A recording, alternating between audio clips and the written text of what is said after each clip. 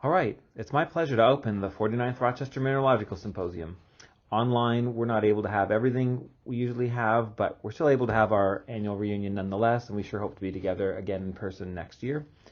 Of course, we have a lot of great talks and mineral specimens to share this weekend, along with good fun in the virtual lounge, mineral music as well. So hope everybody has a great weekend together, and glad everyone's on board. I'd like to start with just a brief mention of the program for the weekend. We are thrilled to be making a change to be much closer to what we do together in person. We have added 3 feature-length talks this year, something we haven't done online before, and we have great speakers for this year's symposium. Tonight is Ina Lakova presenting the history and minerals of the Rutsovskoye deposit. Tomorrow is Peter Lichtberg speaking about the minerals of Tajikistan and Afghanistan. And Sunday is Roy Starkey on the minerals of the English Midlands. We will, of course, have What's New 1 and 2 at the core of the symposium tomorrow, and we have great short talks tomorrow and Sunday as well. By the way, I'm sorry the Zoom start times show as 10 Eastern Daylight each day. If you made it here tonight, you've figured it out anyway, but tomorrow is 11 and Sunday is 10, and just follow the official program and ignore Zoom's times. Okay, and I know, speaking of Zoom, I know Zoom is a common presence in a lot of households these days, but for those who might like a very quick refresher today, I'm just going to briefly review little features that make it easier to enjoy and participate in the symposium. Okay, so just a couple of things to remember about how to access the chat and the Q&A. So first you want to hover your mouse or cursor at the bottom there where the red arrow is pointing. Chat is there on the left and Q&A is on the right. The chat feature is the most important. It gives Rochester Online its personality, and I'm sure it'll be active this weekend. So some of it's very good fun and some good humor in the chat. So if you open it there by clicking down where the arrow number 1 is, it'll open on the right hand side. You can keep it open. You'll see people will add comments, and you of course can add comments as well. I should note where arrow 3 is there, to make sure that your comment is going to everybody and not just to the panelists. You want to change that option, so you click in there and go to all panelists and attendees. And just remember, everything you write is going to be seen by everybody. To ask a question, you can click on the Q&A icon where the number 1 arrow is down there, and when it opens, you can click and drag that box out of the way so you can still see the slides. Go ahead and type in your question and send it. You can then keep the window open if you like, or you can close, whatever you prefer. From there, one of the hosts will coordinate questions up to the speaker. One further thing about Q&A, about the questions, is that you can like or comment on someone else's question. And when you like it, it shows the hosts that the question is of interest to more than one person. And just lastly, we're not using the raise hand function for the symposium, so just ignore that icon.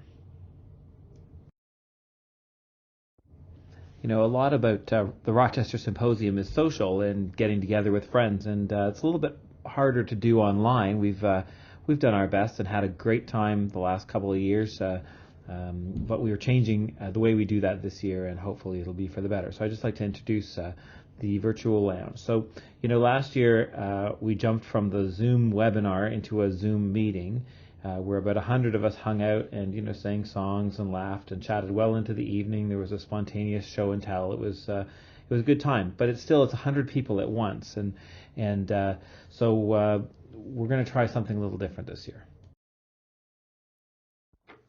This year, we're going to click on a link that's going to take us into the virtual lounge, and this is it on a nice Heliodor background.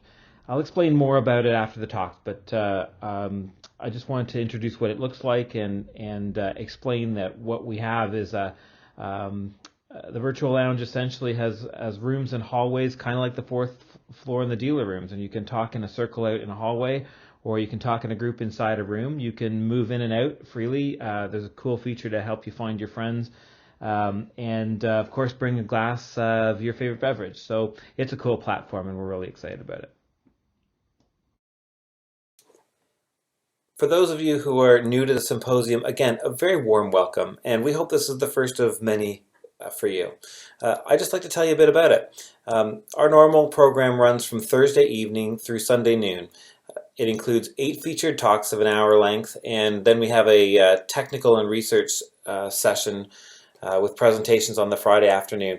Just a personal note about the technical talks. I like to remind people I'm not a mineralogist. Over the years, some of the titles of some of these talks have even seemed daunting to me. But look, just be fearless. It's every year we have awesome presentations in this section, usually including many student presentations, and this is a highlight of the symposium. If any of you feel that you've landed in the wrong place when you see a technical title, you really haven't. These are super presenters. They all know we're a diverse audience, and they explain things really well. At the symposium, we have great displays from collectors and from museums.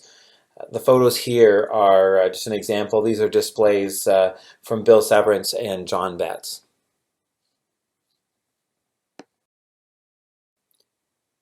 The symposium is really an annual gathering of mineral friends. We have a lot of fun, and that's what it's about. I hope that comes through in some of the photographs. It's a great time.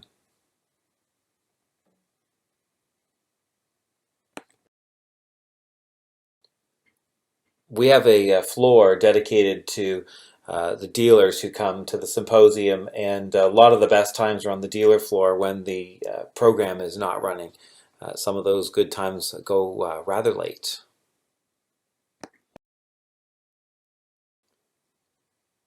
These are really good times. I love the tilt on the lampshade in this photograph.